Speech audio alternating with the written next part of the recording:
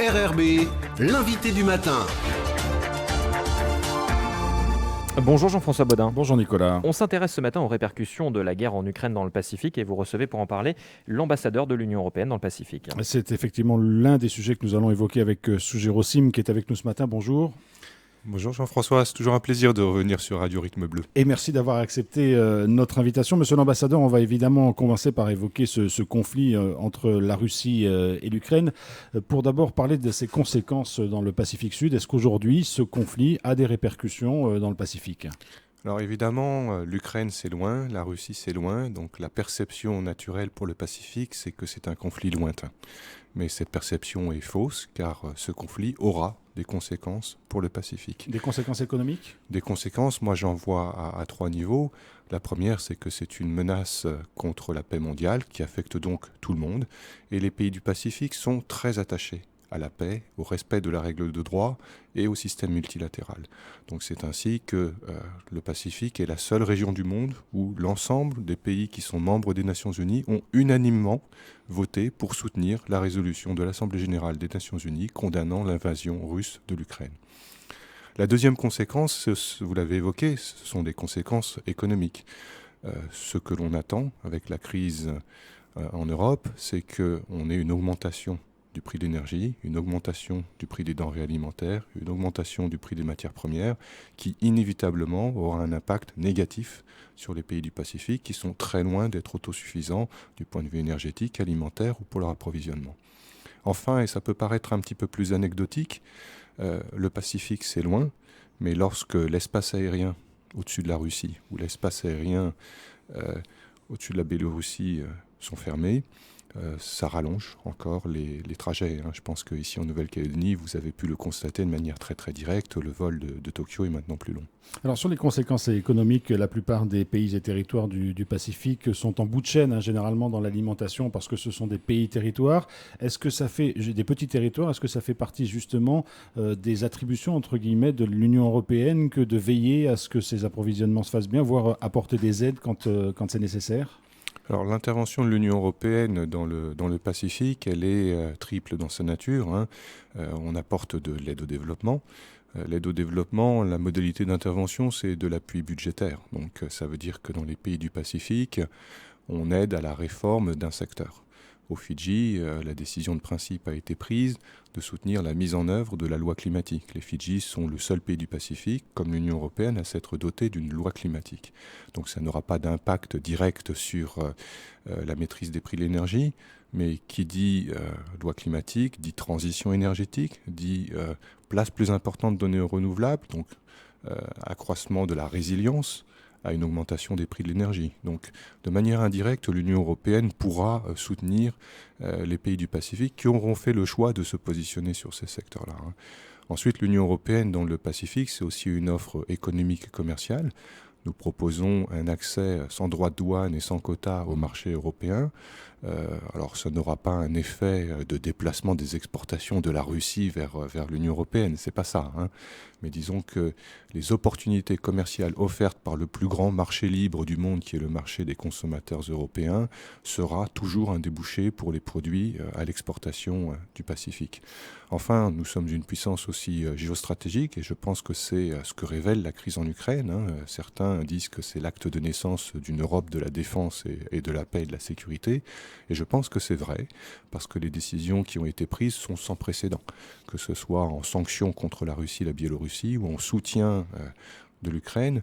Des décisions sans précédent ont été prises pour affirmer la place de l'Europe en tant que puissance géostratégique. Alors revenons un peu sur l'origine de ce conflit, si vous le voulez bien. Aujourd'hui, la Russie est désignée comme l'agresseur. C'est vrai que c'est elle qui a entamé les opérations militaires, mais on sait que ça fait des années que Vladimir Poutine dit à l'Union européenne « Arrêtez de venir courtiser les anciens pays de l'espace soviétique. Il y a une ligne qu'on n'acceptera pas qu'elle soit franchie. » Est-ce qu'aujourd'hui, le résultat de ce conflit, c'est pas finalement des discussions qui ne sont pas allées jusqu'au bout, ou une Union européenne qui a peut-être avancé ses pions un petit peu loin ?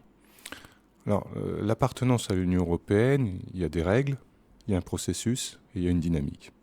Les règles, c'est que tout État démocratique qui se situe géographiquement en Europe, donc jusqu'à l'Oural, a vocation à devenir européen. Donc ces pays sont éligibles à être dans l'Union européenne. Ensuite, il y a un processus. Il faut un acte de candidature. Aujourd'hui, nous avons 3 pays qui ont manifesté leur intention de rejoindre l'Union européenne, non seulement l'Ukraine, mais aussi la Géorgie et la Moldavie. Enfin, il y a une dynamique.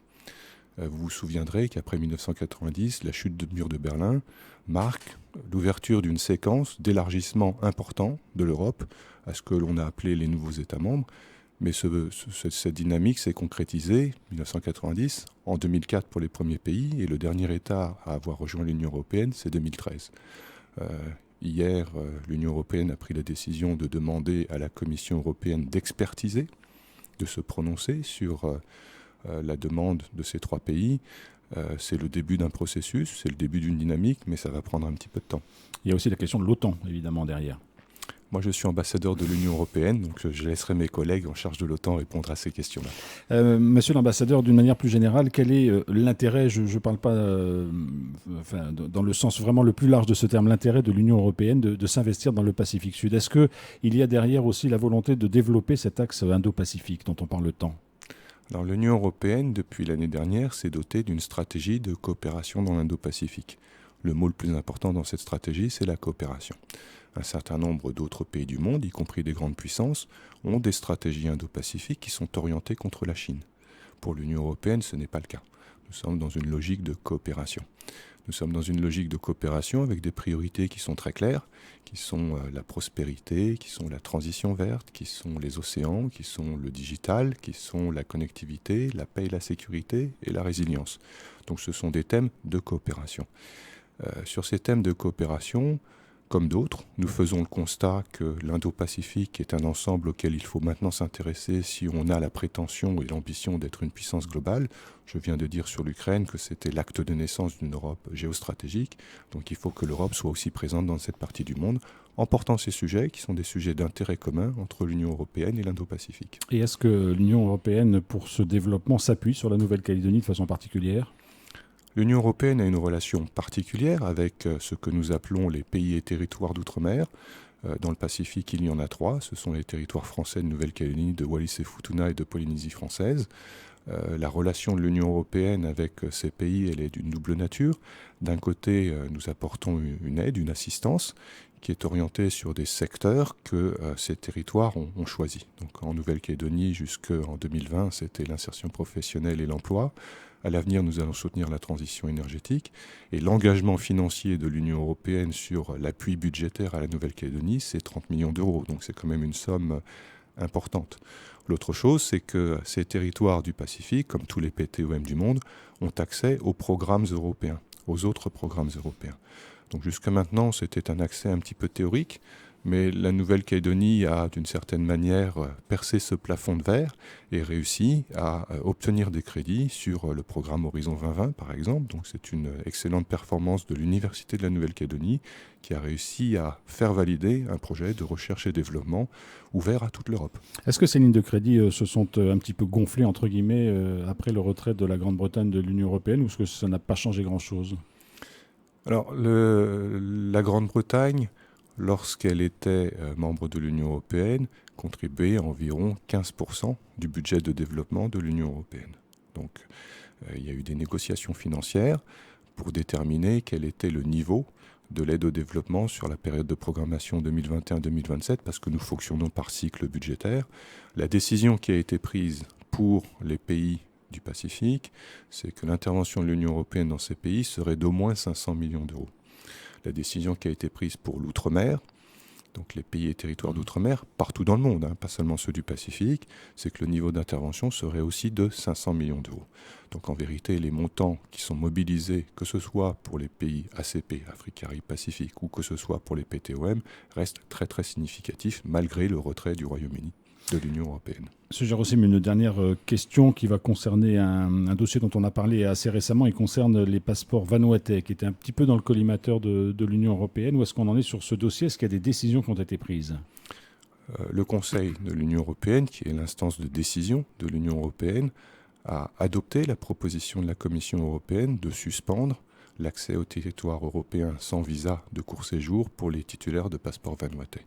Donc à partir du moment où cette décision est prise, une période de dialogue s'ouvre avec les autorités du Vanuatu pour voir comment est-ce qu'on peut traiter les points qui ont été identifiés dans cette décision et qui motivent cette décision. On rappelle qu'il y a des suspicions en fait de passeports attribués un peu facilement, on va dire, par les autorités vanuataises. Effectivement, le système de décision sur l'attribution du passeport vanuatais à des personnes qui ne sont pas nées vanuataises pose un certain nombre d'interrogations qui se traduisent par des préoccupations en matière de sécurité et de contournement des règles européennes en matière d'accès au territoire européen.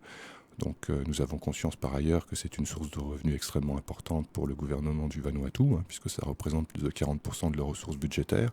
Donc c'est un sujet extrêmement sérieux et nous allons le traiter avec le sérieux requis, mais dans le cadre d'une discussion avec le Vanuatu et les experts de l'Union européenne sur ces questions de visa. Suger Rossim, ambassadeur de l'Union européenne dans le Pacifique, merci beaucoup d'avoir été avec nous ce matin. Merci Jean-François.